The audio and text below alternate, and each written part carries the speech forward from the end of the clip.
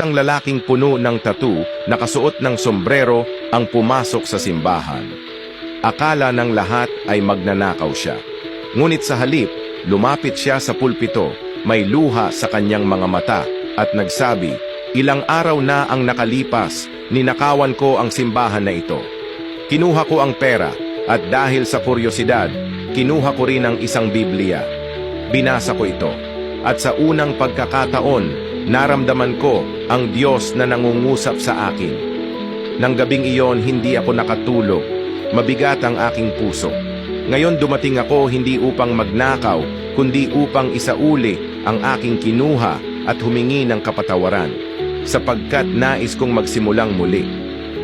Bumaba ang pastor at niyakap siya ng mahigpit at sinabi, "Maligayang pagbabalik, anak." Pumalakpak at lumuha ang buong simbahan. Walang pangaral noong araw na iyon, sapagkat ang Diyos mismo ang nangusap sa pamamagitan ng isang nagsisising puso.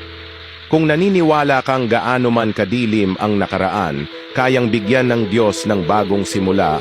Amen. At ibahagi ang mensaheng ito, ang iyong pagbabahagi ay maaaring makapagligtas ng isang kaluluwa.